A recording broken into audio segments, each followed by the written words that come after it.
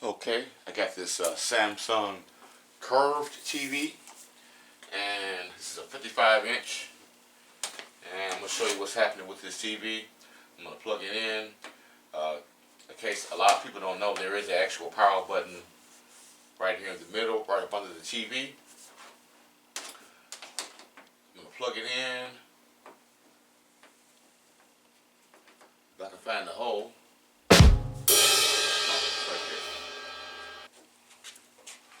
Okay.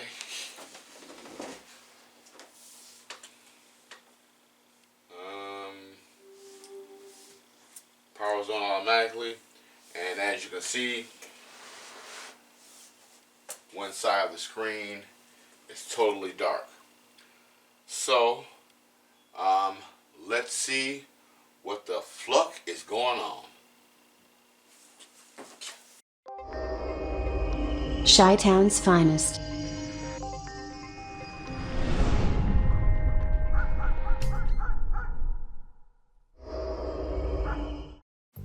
Okay, just to verify the model number of this TV, this is a UN, okay, so 55 for 55-inch, NU7300. The rest of it is FXZA. This FA01 is the version number. That's going to be highly important when ordering stuff like main boards. They have different versions. And so you definitely want to make sure that you use the model number and the version number if you're ordering the main board and you don't have the actual part number on hand. Okay, and as you can see, this TV was manufactured in May of 2018. Just a little bit over 2 years old. And another thing I want to point out is this television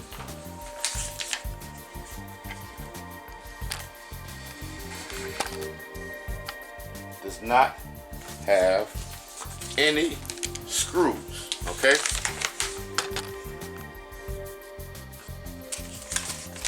No screws on the back, the corners, nowhere. Okay, so in order to get this back cover off, we're going to have to pry it off using some various tools.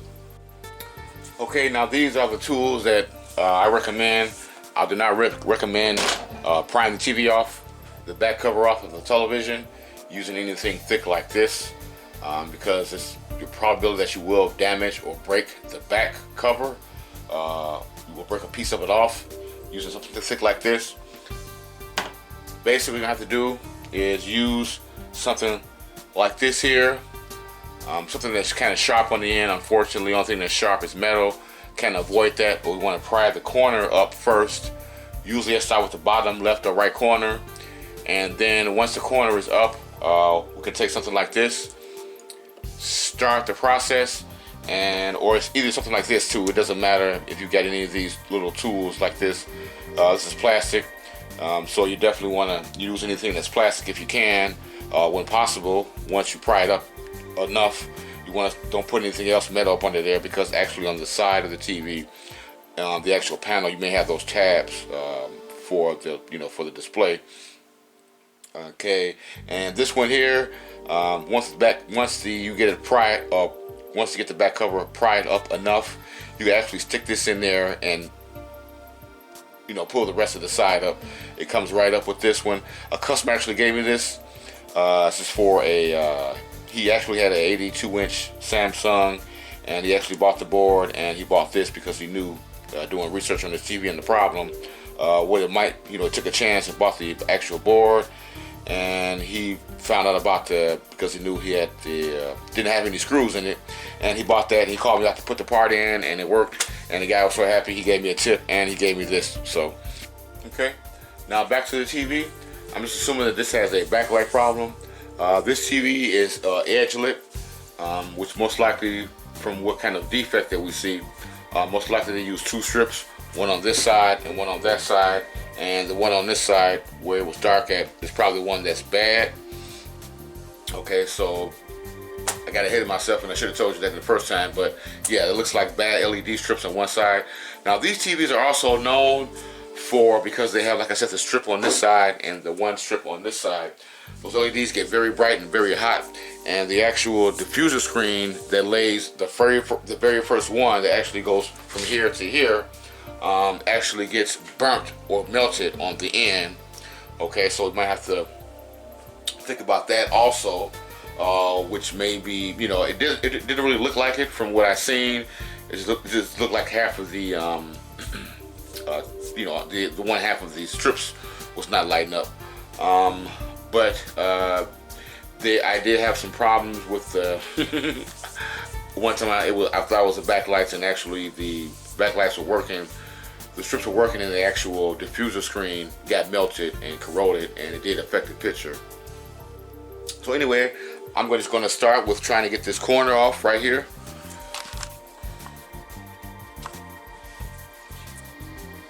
And I'm probably going to start with something like this maybe, so I can get in here and see. Once I pry it up, I'm going to take something like this and see if I can get around it maybe, some kind of way.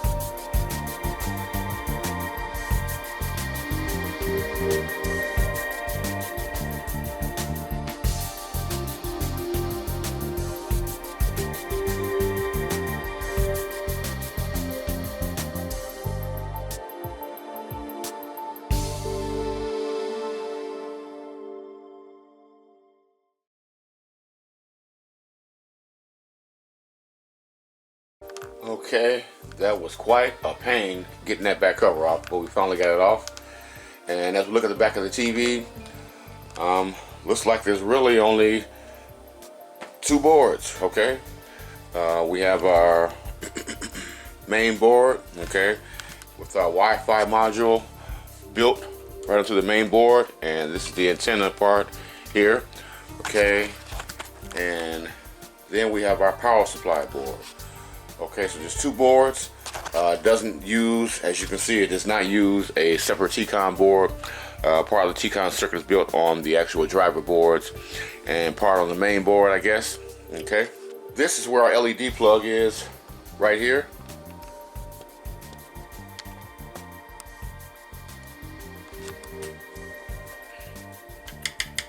That's our LED plug on the power supply board, and as you can see, it is marked.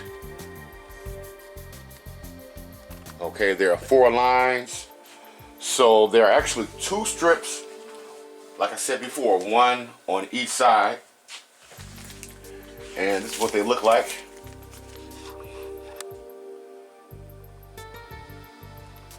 So brand new strips, still in the package, and one line goes to one half of the strips, and the other line goes to the other half of the strip. Okay, and as I was looking on the power supply board, I did notice something here.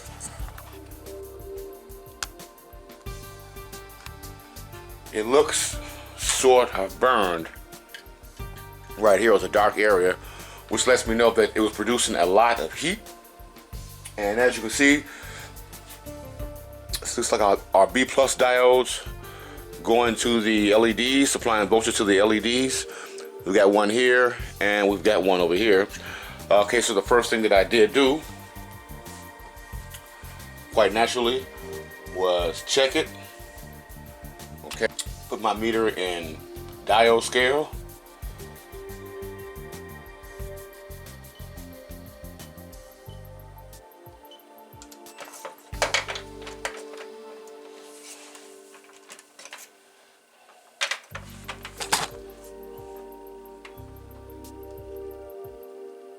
and that is reading short.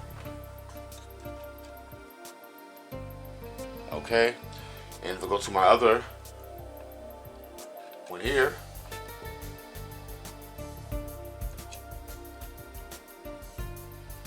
our other B plus diode is reading normal. 0.4 voltage drop across it one way. Where's my leads? It should be open. Okay, so yes, back to this diode that is reading short. I was hoping that was the only problem, but what I actually did was remove the board. Okay, this board doesn't have any screws in it. It just slides right out. Just kind of lift up on this lip right here. Okay, let's hold it down the top right corner or left corner and unclip this, the LED connector, and it should slide out. I have to work with it after the first time. I have to work with it. There we go. Slides right out.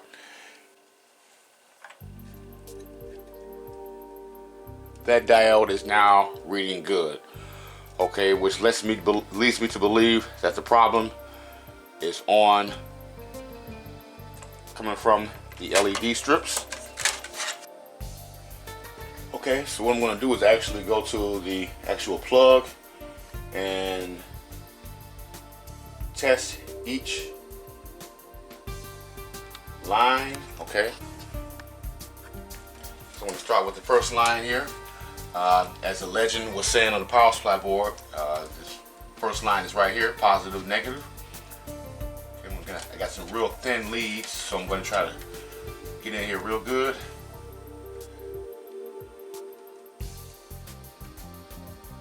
There we go.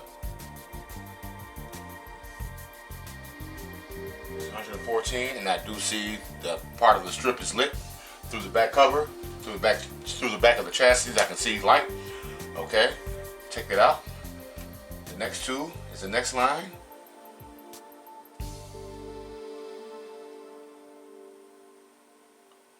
Off the same reading, I can see lights. Okay. Okay, so that's 2, 4, 6. Okay.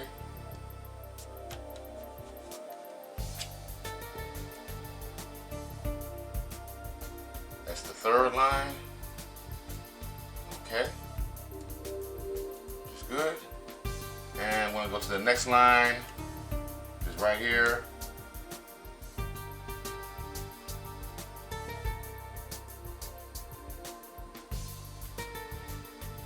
There it is. That particular side of the strip, all the LEDs look like they're shorted. Okay, and that's why we were reading a short on the power supply board. Okay, so what I have to do is go ahead and remove this outer bezel so we can get to the screen. So both of these LVS cables from here. Okay, I'm gonna pull it out. That should be fine. And I'm also gonna disconnect it from right here also, from the actual driver boards. Close that back up. We want to remove our speakers. Okay, and you see there's some little blue pins that snap right in there. They should just come right up, like we're going around. Okay, pull the plug out from the power board. From the power button. Remove those.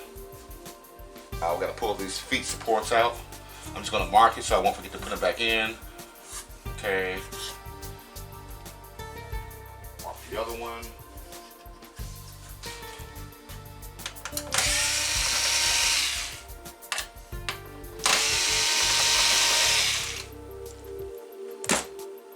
They actually look the same. But I'm just going to put an R on here. Make sure that I know that's the right one in case they are slanted differently. I really can't tell. Now we need to remove our bottom bracket. Okay, they're actually covering the driver boards. So once I get the outer bezel off, I don't have to worry about these driver boards, getting stuck. I want going to hang freely. And basically, as you can see, we're going to start from the bottom of this bracket. There's some little white tabs, so we'll lift that up, pull that back, lift that out. Then go to the next one, lift that out. Next one, lift that out. As you can see, it's loose, comes out. Okay.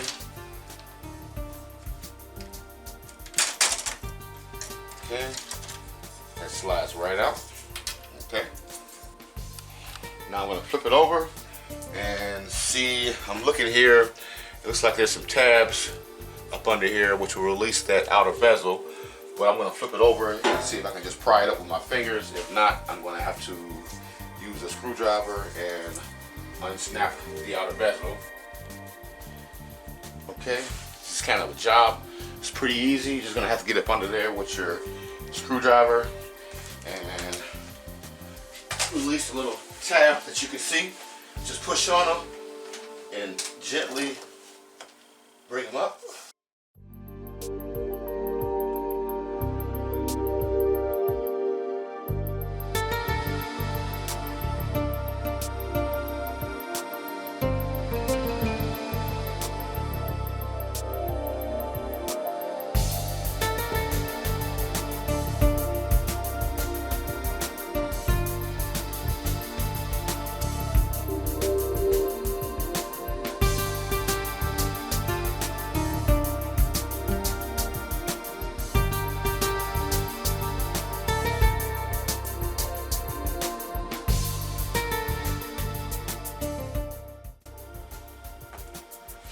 Okay, finally got them all off.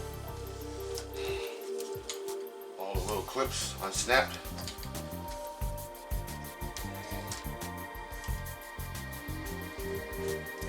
Put this in a safe place.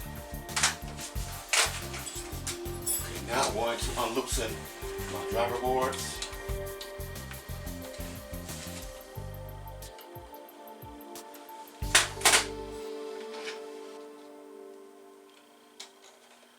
There's some tape on here also. Some grounding tape on the driver boards.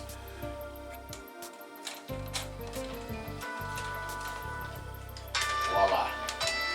One side off.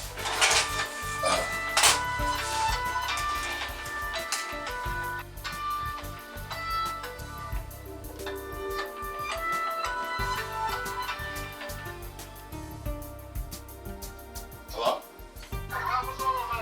What's up, Red? I got the tape. I put it on the same day, but I forgot to take the plate. I just went and got it, so I know you're busy and everything. But I definitely appreciate it, man. Come back to it for me. So. Okay, want to come out there Tuesday? Yeah, give me time and stuff, man. Okay, so we got our driver boards are loose. And just going to tape them over here. Being careful not to scrunch them. Just put a little tape right there. A little piece of tape right here.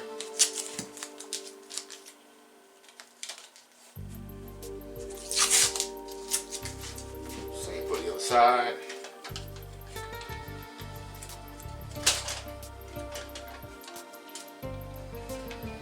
This comes up easily. Should.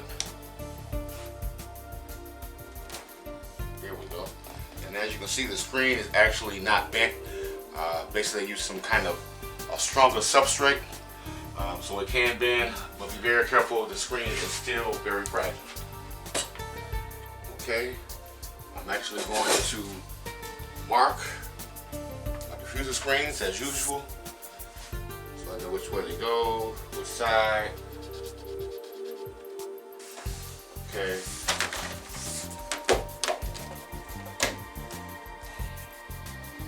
And this is our main screen, and as you can see, there is a crack in it.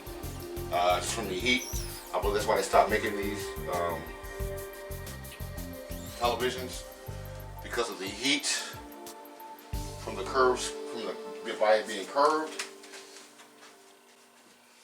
Okay, so I'm going to mark my diffuser screen brackets, And I don't see any burns anywhere on the side so far, so let's just pull these brackets up. And let's see, it looks like it's gonna make us work today, right? Yeah, the sides come off first, obviously. You would think they would make this, well, after you do all that work, you can just unsnap this with your hand. Okay, but of course not, right?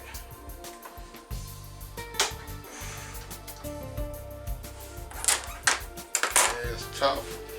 And then lastly, you want to do the bottom.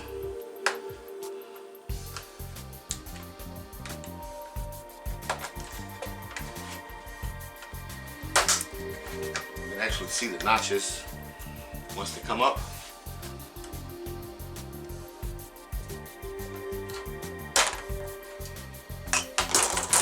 Finally.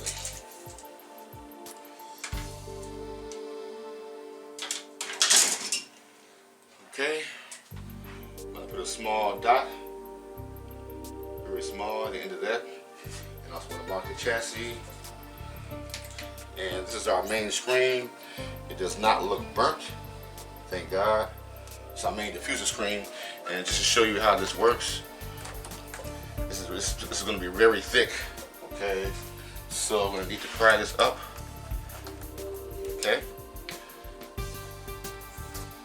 Okay, as you can see, we have both of the strips are located on the bottom of the TV. Okay. And I do see where one burned at. Okay. So let's pull this out.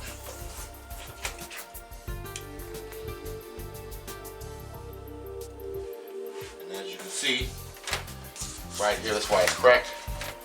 These are obviously the ones right there.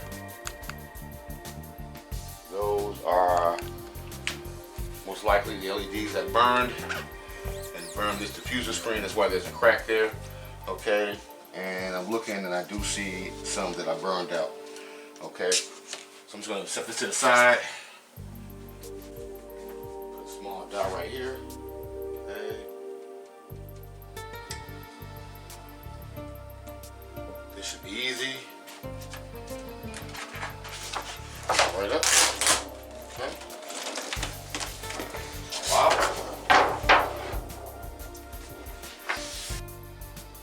And these are LED strips along the bottom. Okay. There's one strip on that side, the two lines, and going across here, that's the other strip. Right along the edge here. Okay. And so basically we're gonna have to pull, let's see, you know what? We may can just pry that off. Okay.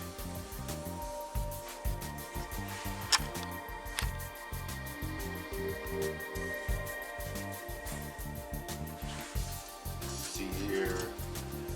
First we're gonna plug these. Plug that one, plug this one. Okay, and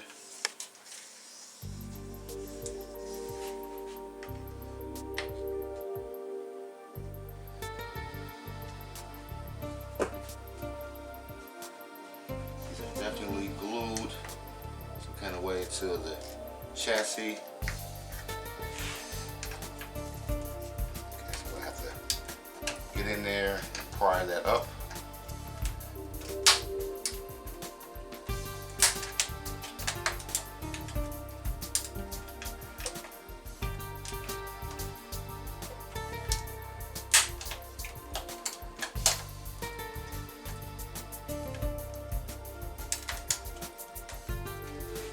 Quite insane. Let's see if I can just pull this off the rest of the way.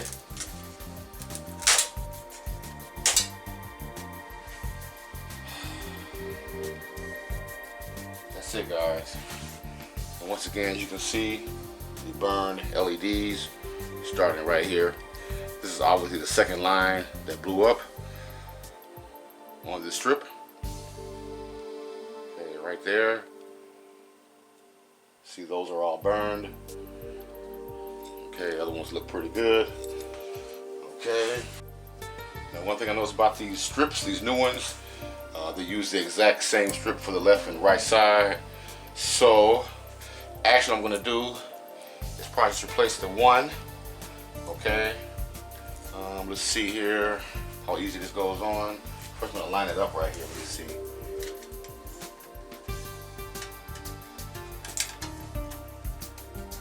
Okay, there's some notches right here, which is good.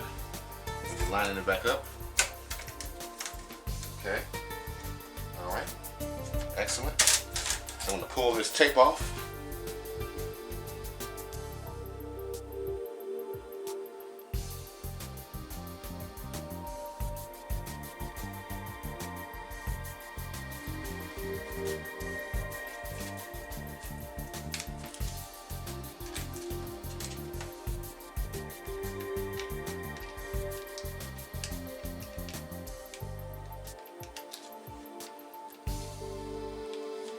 Flat.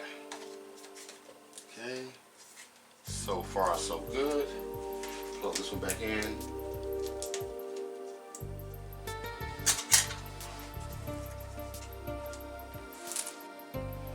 Okay, so what I'm gonna do now is plug back in my power supply board. Okay, just kind of slides right in there. Just line the LED, clip up for the backlights, and clips on the bottom. That should slide right in. Excellent. Okay. Go back in my main board.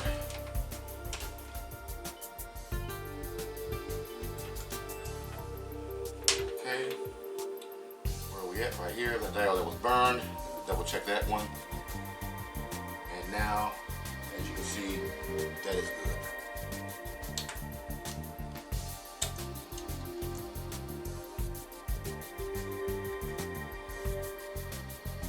Okay.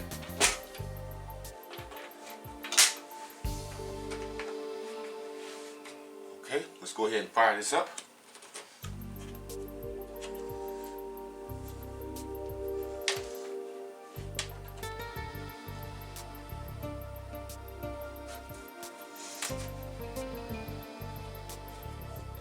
Both strips. Oh, look how bright those get. Those get extremely bright and hot. Okay? Excellent. Now, let's just put it back together.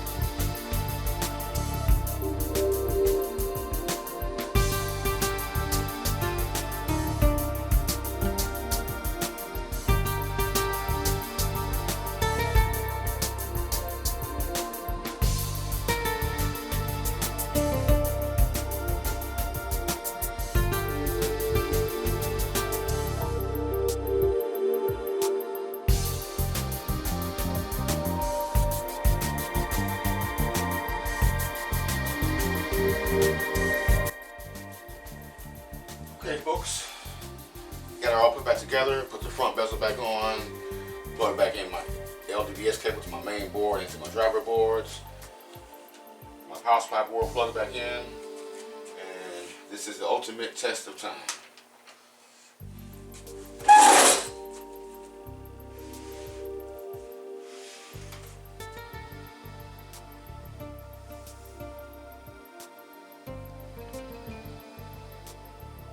There we go.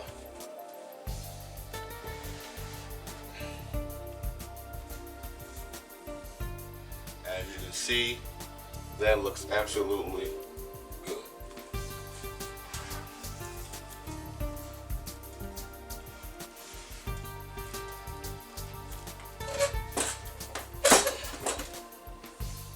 Okay. Just going to put my brackets back on. My feet. Okay. So plug back in our speakers.